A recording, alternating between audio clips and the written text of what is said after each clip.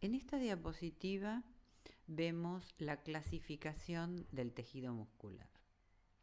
El tejido muscular se clasifica según dos criterios. Uno es el criterio estructural o morfológico, por la forma y las características que tienen las células, y el otro es el criterio funcional, o sea, el tipo de contracción que tiene.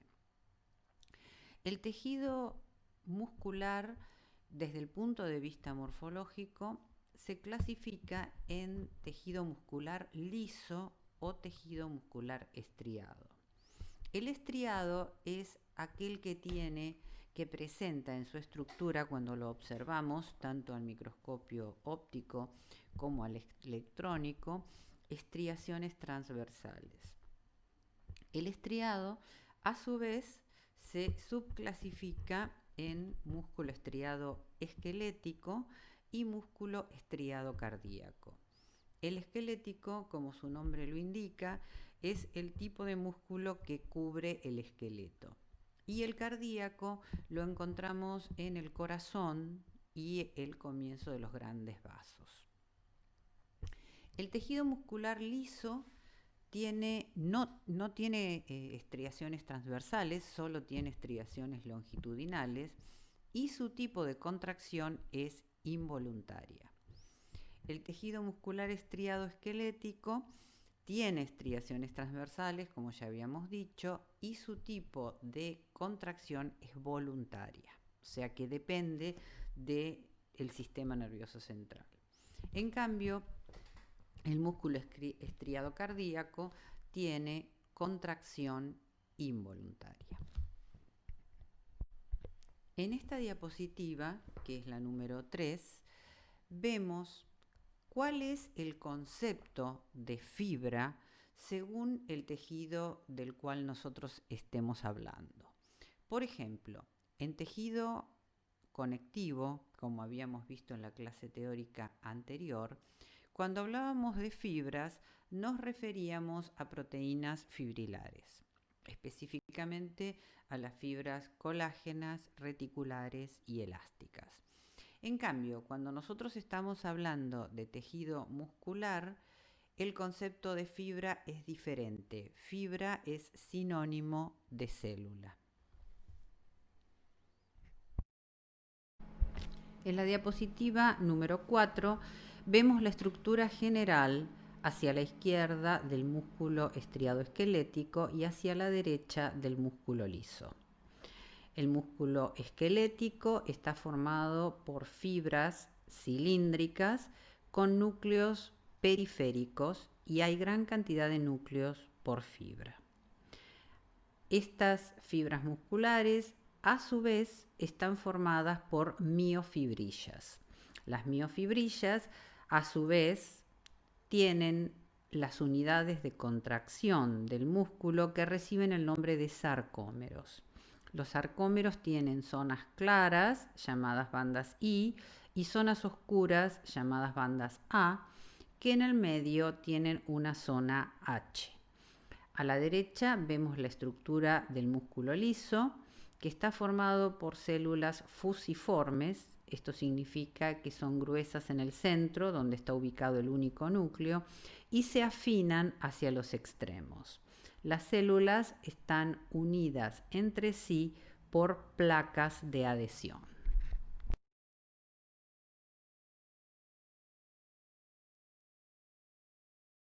La diapositiva 6 nos muestra una foto de microscopía óptica de un corte longitudinal de músculo estriado esquelético, coloreado con hematoxilina eosina. Aquí se observa claramente que cada fibra muscular tiene muchos núcleos ubicados en la periferia y también se ven las bandas claras y las bandas oscuras. En la diapositiva número 7 observamos también un corte longitudinal de músculo estriado esquelético, pero a un aumento muchísimo mayor y con otro tipo de coloración, con la coloración de azán, que es un tricrómico que tiene azocarmín y anilina, Con esta coloración y con este aumento podemos observar que las fibras musculares estriadas esqueléticas tienen zonas claras y zonas más oscuras. Y también observamos en la periferia que hay más de un núcleo por fibra.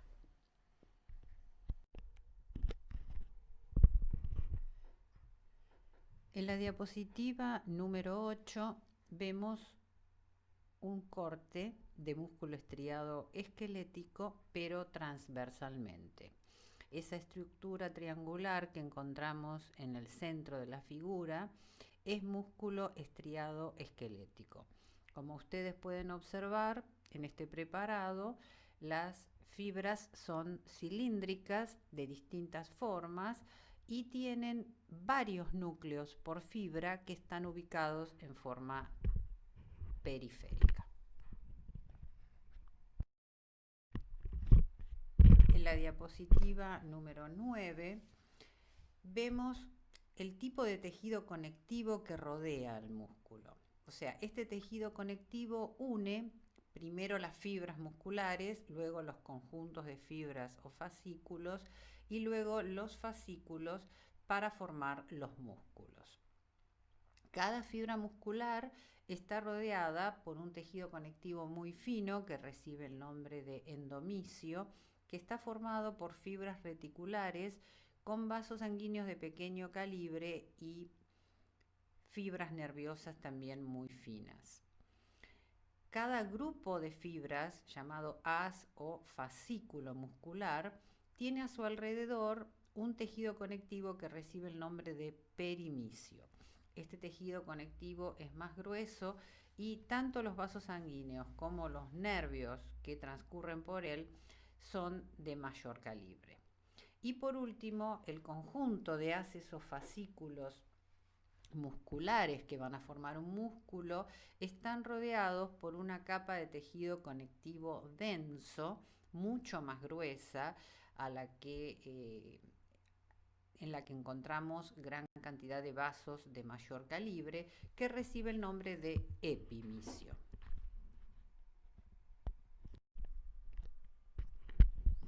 En la diapositiva siguiente, la número 10, vemos un esquema de este tejido conectivo. A la derecha vamos a ver al endomisio, que es el tejido que rodea a cada una de las fibras musculares. Fíjense ustedes que dentro de estas fibras se encuentran las miofibrillas. En el centro vamos a tener un fascículo muscular, o sea que el tejido conectivo que rodea a todo este fascículo se va a llamar perimisio y dentro va a tener varias fibras musculares rodeadas de endomisio. Y en el esquema que está a la izquierda vamos a observar un músculo completo con el tejido conectivo muchísimo más grueso, en el cual vamos a encontrar fibras mucho más gruesas de tejido conectivo denso, que es el epimisio. Dentro de este músculo vamos a encontrar varios fascículos musculares rodeados de perimisio, y dentro de cada uno de estos fascículos musculares vamos a encontrar varias fibras musculares rodeadas de endomisio. En la diapositiva siguiente, que ustedes observan es la número 11, encontramos a la derecha la estructura de un músculo donde se ven los tres tipos de tejido conectivo que lo rodea. En la diapositiva de la izquierda, que es una foto de microscopía electrónica de barrido, se hizo un tratamiento en el cual se destruyó a las fibras musculares y aparece solamente el tejido conectivo que lo rodea, que tiene una estructura muy, muy finita, que es el endomisio. O sea, en cada uno de estos huecos que nosotros vemos en la foto hubo una fibra muscular. En la diapositiva número 12 vemos los 3 tipos de fibras musculares esqueléticas que podemos encontrar según la función, según la actividad metabólica que tengan cada una de ellas. Estas es la foto de la izquierda, en la cual se hizo una técnica enzimática para detectar la mayor cantidad de enzimas del ciclo de Krebs. Las fibras musculares se clasifican según su actividad metabólica en rojas, intermedias y blancas. Estas diferencias de tono se pueden encontrar a simple vista. Pero si nosotros hacemos una técnica enzimática que nos permita detectar enzimas que tienen mucho que ver con la respiración celular, entonces, sobre todo con la actividad mitocondrial, vamos a encontrar también diferentes tonos. En esta diapositiva de la izquierda vemos que las fibras rojas son las que tienen mayor cantidad de mioglobina, mayor cantidad de citocromos, mayor cantidad de mitocondrias y tienen una contracción lenta. Las intermedias tienen un color intermedio, no es tan intenso el azul como en las rojas, y las blancas son fibras de contracción rápida, que son las que se ven más claras en la foto de la izquierda. En la diapositiva número 13 vemos una maqueta molecular de la estructura de la mioglobina. La mioglobina es una proteína semejante a la hemoglobina que forma parte de los glóbulos rojos y que tiene, al igual que la hemoglobina, la capacidad para transportar oxígeno. Y además de tener la capacidad para transportar oxígeno, tiene un centro que tiene un hierro en estado ferroso. La mioglobina es muy común en este tipo de células y según la actividad metabólica que tengan los distintos tipos de fibras musculares esqueléticas, vamos a encontrar mayor o menor cantidad de mioglobina. En la diapositiva número 14 vemos los distintos tipos de fibras musculares esqueléticas y sus distintas denominaciones. Las fibras rojas también se denominan fibras de tipo 1 u oxidativas lentas. Son fibras que tienen una gran cantidad de mioglobina y realizan mucho metabolismo aeróbico. Tienen gran cantidad de mitocondrias, gran cantidad de citocromos. Su contracción es lenta y son resistentes a la fatiga. Las fibras intermedias se denominan también tipo 2A o glucolíticas oxidativas rápidas. En este tipo de fibras no solamente vamos a tener el ciclo de Krebs y la fosforilación oxidativa, sino que también va a tener una actividad muy importante glucolítica. Por eso, en estas fibras vamos a encontrar mioglobina, vamos a encontrar una gran cantidad de glucógeno, también mitocondrias, y la diferencia con las anteriores es que si bien son resistentes a la fatiga, su contracción es mucho más rápida porque pueden obtener ATP de la glucólisis rápidamente. Las últimas, las blancas, también denominadas tipo 2B o glucolíticas rápidas, son fibras que tienen una gran cantidad de glucógeno y tienen predominantemente una degradación anaeróbica de la glucosa. Por lo tanto, tienen la capacidad de obtener ATP rápidamente, tienen contracción rápida, pero son propensas a la fatiga. La diapositiva 15 nos muestra la estructura general de los músculos estriados esqueléticos. En la parte superior del esquema vemos un músculo que a su vez está formado por gran número de fascículos musculares. Los fascículos, a su vez, están formados por gran cantidad de fibras musculares. Estas fibras tienen en su interior miofibrillas. Las miofibrillas están formadas por miofilamentos de actina y de miosina. Y debajo de todo vemos cortes transversales a distintas alturas de los sarcómeros, que son las unidades contráctiles del músculo estriado. A la izquierda vemos un corte en el cual solo se ven los filamentos de actina. Le sigue en el centro una zona donde se ven filamentos de miosina. En la zona central, donde está la línea M, se ven filamentos de miosina con otras proteínas que están en esta estructura. Y a la derecha vemos un corte de una zona donde hay superposición entre los filamentos de actina y los filamentos de miosina.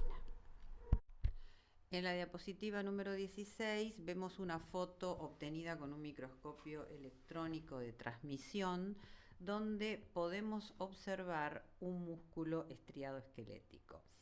A la derecha vemos los distintos sarcómeros que definen lo que se denomina las bandas claras y las bandas oscuras.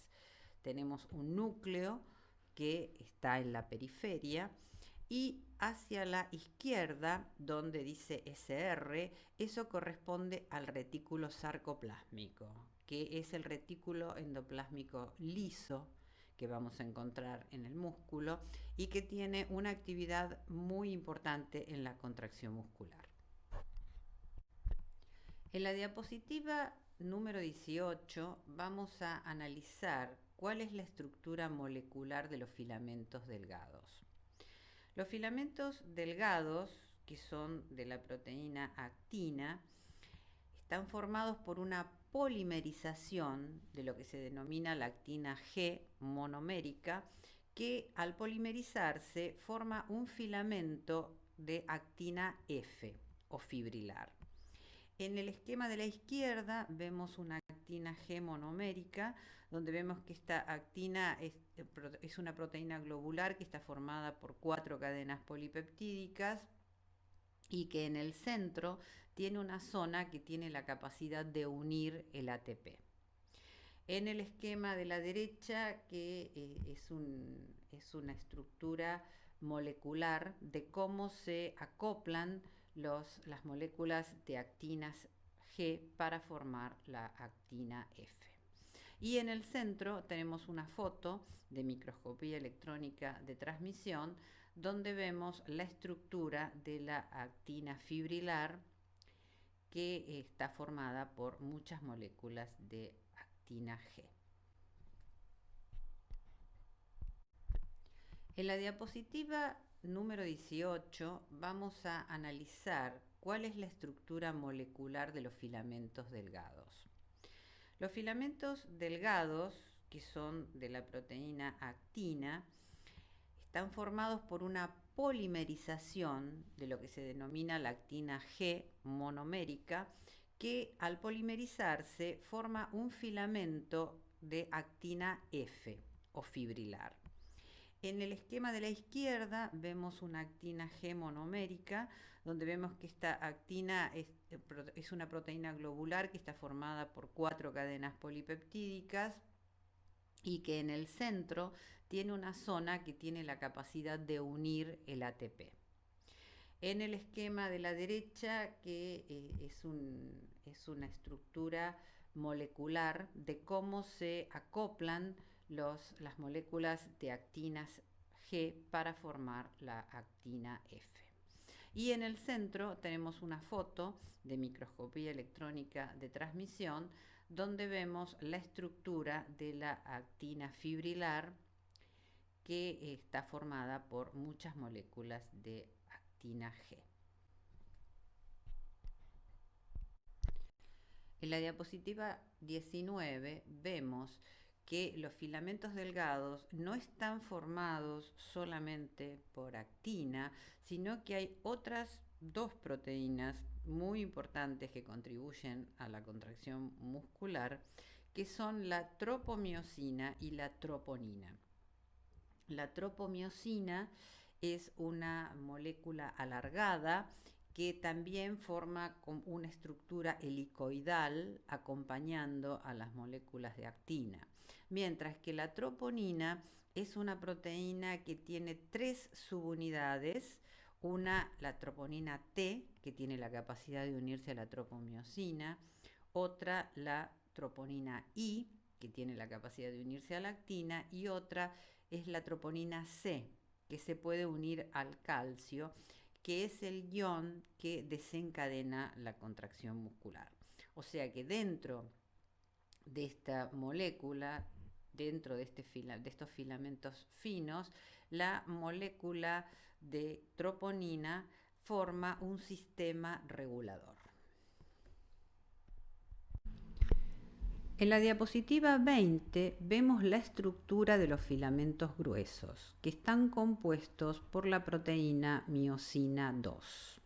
La miosina 2 está formada por 6 cadenas polipeptídicas. 2 cadenas pesadas, que son las que se encuentran coloreadas de celeste, que tienen una cabeza que está a la izquierda y una cola que está a la derecha, y tienen una forma semejante a un palo de golf.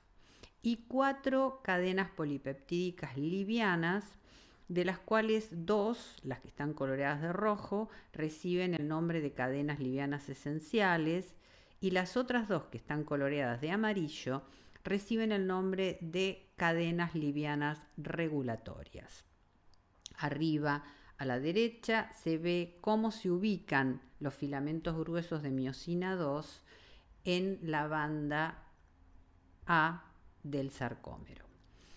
Se ve que hacia la izquierda están las cabezas y hacia la derecha también hay cabezas, y en el centro hay una zona que se llama la zona desnuda, que correspondería a la zona de la banda M, donde están solo las colas de la miosina 2. En la diapositiva número 21 vemos un diagrama del sarcómero. El sarcómero no está formado solamente por moléculas de actina y de miosina, sino que hay otras estructuras, otras moléculas proteicas que le dan estabilidad a esta formación. Las más importantes son la alfa-actinina, que son las que forman la línea Z, que están coloreadas de color turquesa. Y aparte, en el medio vamos a encontrar otros tipos de proteínas, como por ejemplo la proteína C, también coloreada de turquesa, y las proteínas de la línea M, que es la línea central, que están coloreadas de marrón. En la diapositiva número 22 vemos una proteína que tiene una actividad muy importante en el músculo, que recibe el nombre de distrofina. Esta proteína tiene la capacidad, por un lado, de unirse a la actina dentro del citoplasma de la célula o fibra muscular, y en la zona extracelular, tiene la capacidad de unirse a la laminina, que es una glucoproteína multiadhesiva, como habíamos visto en tejido conectivo, y también al colágeno y a glucosaminoglicanos. Cuando existe una falla genética de esta proteína, se produce una enfermedad muy grave que trae trastornos, sobre todo en la locomoción, que recibe el nombre de distrofia muscular de Duchenne. En la diapositiva número 23 vemos el sarcómero en distintos estados funcionales. ¿Qué significa esto? Que el sarcómero no tiene la misma longitud si un músculo está distendido o un músculo está contraído.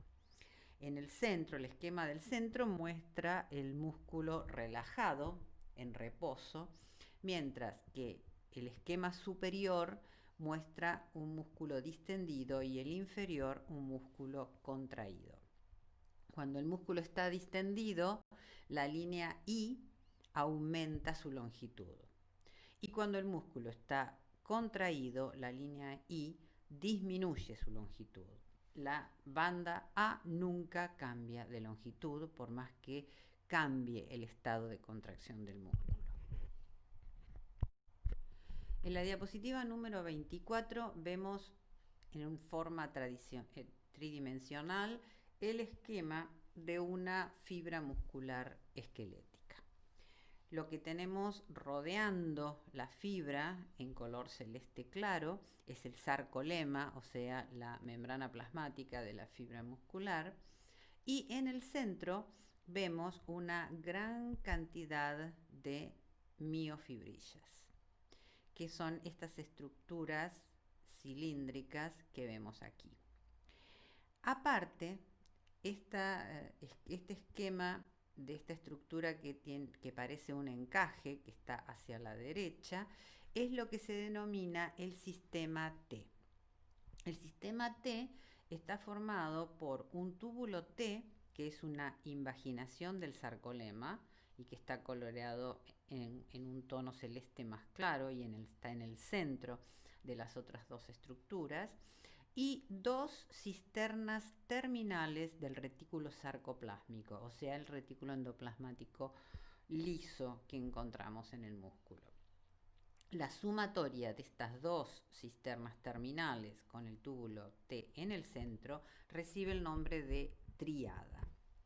También podemos observar mitocondrias que se ubican en forma paralela a los miofilamentos.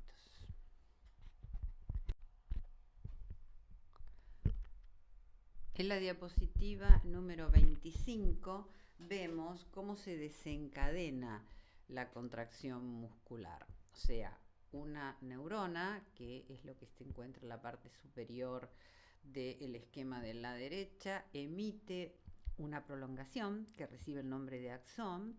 Este axón llega hacia la fibra muscular y produce una despolarización de su membrana plasmática. La despolarización, como ustedes saben, es un cambio de la polaridad de la membrana, que normalmente es negativa en la parte interna y positiva en la parte externa.